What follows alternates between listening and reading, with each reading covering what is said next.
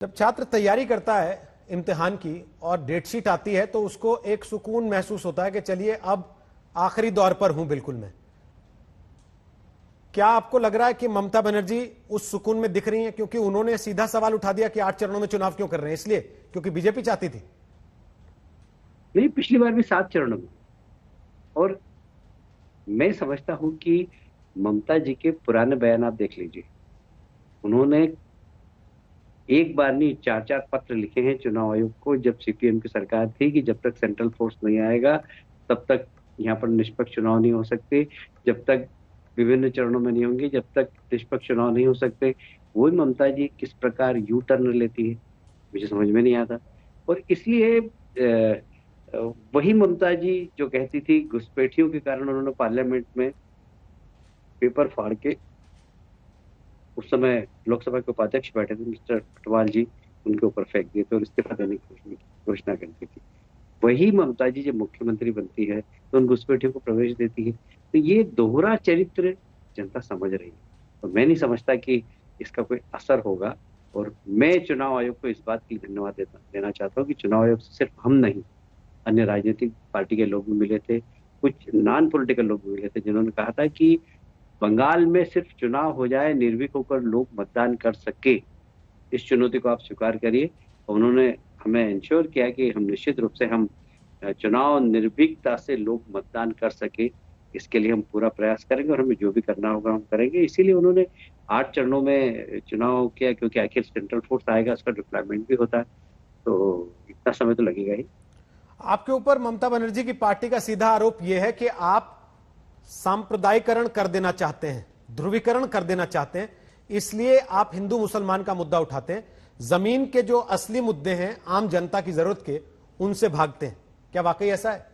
आप केवल जय श्री राम, बसंत पंचमी, सरस्वती पूजा, दुर्गा पूजा, इन मुद्दों पर चुनाव लड़ रहे हैं? देखिए, ये तो इश्यू ममता जी ने दिए, हमने तो कभी ये इशू उठाया ही नहीं। उन्होंने दुर्गा विसर्जन का विरोध किया, लोग सड़क पर आए, हाईकोर्ट गए। उसके बाद हमने भी कहा कि भाई ये तो गलत है। पश्चिम बंगाल के अंदर जब बच्चों को स्कूल के अंदर सरस्वती पूजन नहीं करने दिया गया, वहां पर लाठीचार्ज कर दिया, लोगों में आक्रोश हुआ। विपक्ष में रहने के बाद कम से कम जनता से जुड़े हुए मुद्दे तो हम उठाएंगे ही। हम तो शुरू से माफिया राज है बंगाल के अंदर, उसकी बात कर रहे हैं, बेरोजगारी है वहां पर, उसकी बात कर रहे हैं, उद्योग यहाँ पर एक भी नहीं लगा, उसकी हम बात कर रहे हैं, किसानों को उनका उत्पादन का वाजिब मूल्य नहीं मिलता, हम उसकी बात कर रहे हैं, बेरोजगारी बंगाल के अंदर बढ़ती ही जा रही है, हम उसकी बात कर रहे हैं। हमने तो हमेशा ये मुद्दे उठाए।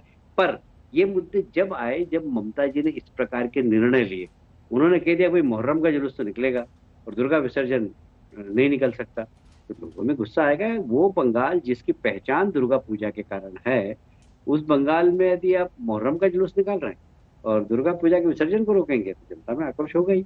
अब ये मुद्दा हमने थोड़ी उठाया है, ये मुद्दा जनता को ममता जी ने दिया है। लेकिन ममता जी तो रैलियों में बता रही हैं कि हमने दुर्गा पूजा पंडालों को पैसे दिए हैं। सरस्वती पूजा भी इस बार आपने देखी होगी कि पहले के मुकाबले कहीं ज्यादा चमक दमक के साथ बंगाल में दिखाई दिए। आपने बिल्कुल सही बात कही। पहले ममता जी का बिल्कुल किताब वगैरह ओढ़ के ऐसे दुआ करते हुए और नमाज पढ़ते हुए फोटो बंगाल में लगता था, और वो लगना बंद हो गए। आजकल वो दुर्गा माता की मूर्ति पे बिंदी लगाते हुए फोटो लगा रही है। तो अब उनको समझ में आया कि शायद मुझसे भूल हो गई, तो अपनी गलती सुधारने की कोशिश कर रही है।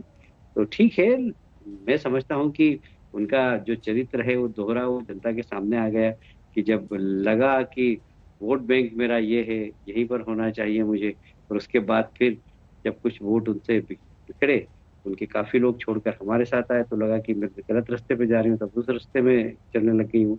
तो इसे दोहरा चरित्र नहीं होना चाहिए। और मैं समझता हूँ ये दोहरा चरित्र उनका हर हर तरफ, हर दृष्टि से दिखाई देने लगा।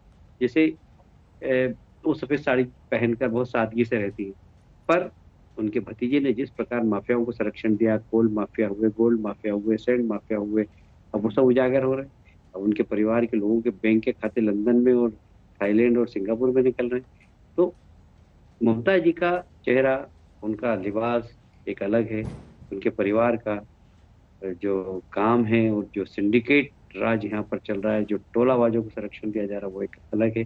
वो सारी चीज जनता के सामने आ गई।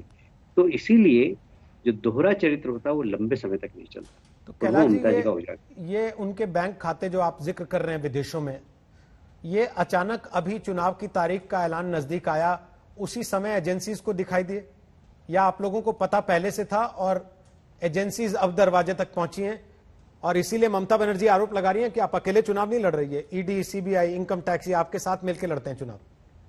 देखिए, अब इसके बारे में मैं कोई टिप्पणी नहीं कर सकता, क्योंकि एजेंसी ने पता लगाया, एजेंसी ने, पर ये बात सही है कि उनके ही दल के लोगों ने हमें 6, 7, 8 महीने पहले जानकारी दी है, उनके आसपास के लोगों ने।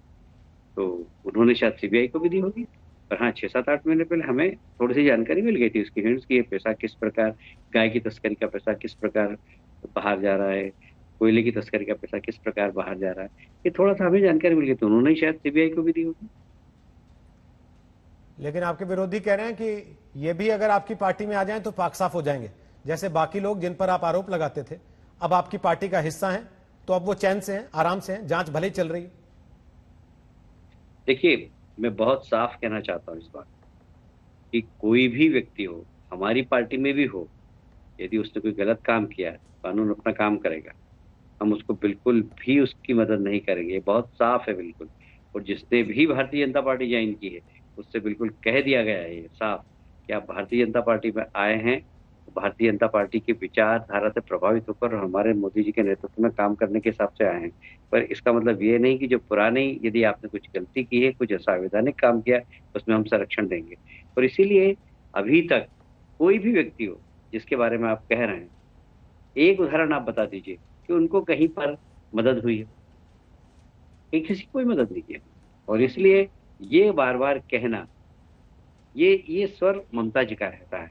अब यदि मैं ममता जी से पूछूं, वो विमल गुरु जो एनडीए में थे, आपने 150 केस लगे, वो एनडीए छोड़कर आपके साथ चले गए, एक ही दिन में आपने 70 केस वापस ले लिए। अब बताइए, सबसे बड़ी वॉशिंग मशीन किसकी है? एक दिन में 70 केस वापस लेना सरकार का निर्णय है। वो छत्रधर महतो, जो कि सबसे बड़े ट्रेन के अंदर रोक कर न जाने कितने लोगों को मारा था, वो छत्रधर महतो टीएमसी में आता है तो प्रदेश का पदाधिकारी बन जाता है, नेता बन जाता है। तो इससे नेक्स्टलाइट लोग आकर आपकी पार्टी में आके और साधु बन जाते हैं।